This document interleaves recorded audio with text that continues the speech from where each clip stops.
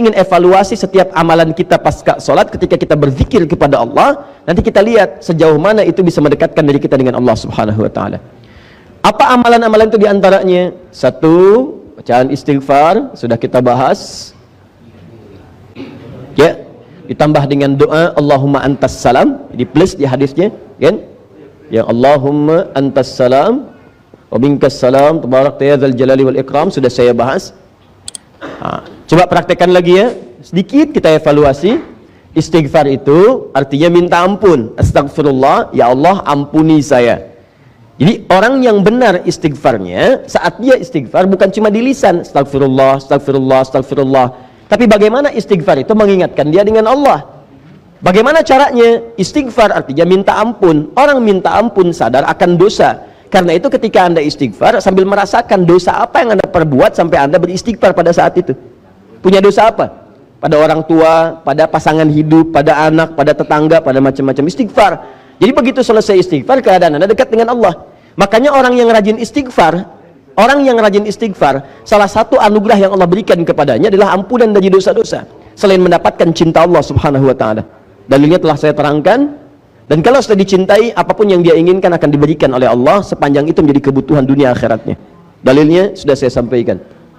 Kemudian setelah ini sudah istighfar, Allahumma antas salam, sudah selesai. Ada bacaan, kemudian zikir la ilaha illallah wahdahu la syarikalah lahul mulku wal hamdu wa huwa ala kulli syai'in qadir. Ya, ini sudah kita bahas.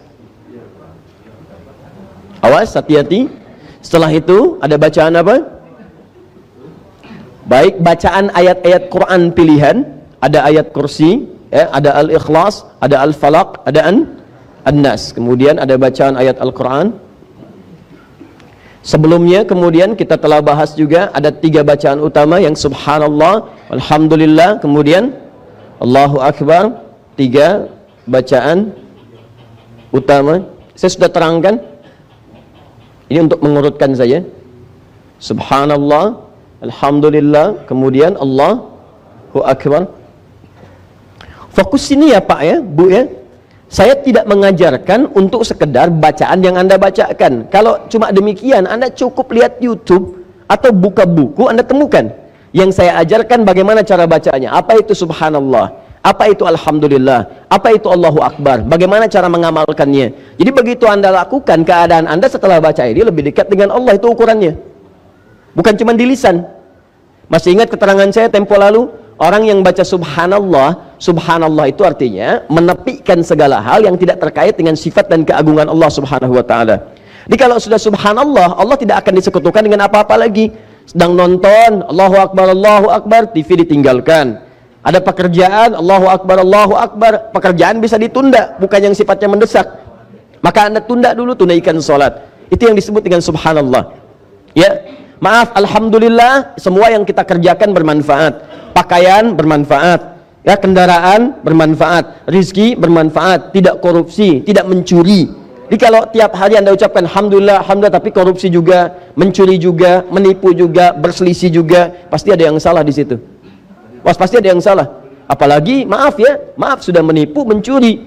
Ya begitu kemudian ditanya, ayo bawa tasbih, subhanallah, subhanallah, pakai peci, mulai pakai kerudung gitu kan. Nah, pasti ada yang salah. Nah, kalau ini sudah selesai, termasuk nanti bacaan ayat kursi. Nah, apa ciri keberhasilan orang yang zikir dengan bacaan-bacaan ini, dengan termasuk ayat kursi? Maka kemudian dia akan dijaga oleh Allah dari pengaruh-pengaruh setan. Pertemuan lalu saya terangkan, ada setan masjid, setan rumah, setan macam-macam. Jadi kalau Anda benar zikirnya, Anda sudah punya benteng dengan setan.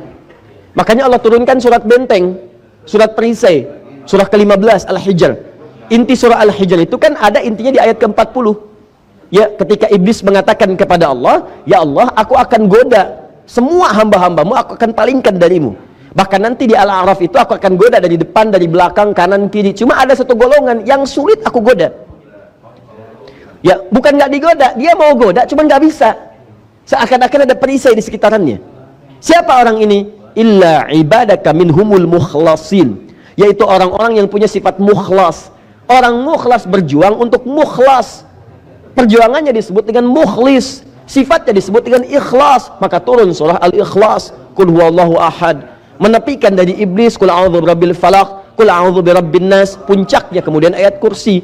Jadi kalau orang mengamalkan ayat-ayat ini dengan perilaku yang disebutkan dalam ayatnya, kerjakan ini, jauhi ini, maka Allah akan bentengi dia dari setan. Begitu setan akan menggoda, nggak tembus. Bukan nggak digoda, karena setiap orang hidup nggak akan lepas dari godaan setan. Cuman dia paham, begitu mau sholat muncul godaan, tunda dulu sebentar, toh belum qomat, tunda, maaf ya, saya mau sholat. Itu nggak ngaruh tuh, jadi seakan-akan nggak ada pengaruh ke jiwanya itu, jalan aja lewat. Malam tahajud dia nggak peduli, mau Juventus lawan Inter Milan, mau skornya 1-0, terserah, saya nggak peduli, saya mau sholat gitu. Jadi jalan aja, nyantai, lewat dan seterusnya. Nah itu kalau anda sudah seperti itu, maka ada penjagaan Allah yang diberikan kepada anda, itu dijaga sampai dengan kembali pada Allah Subhanahu Wa Taala.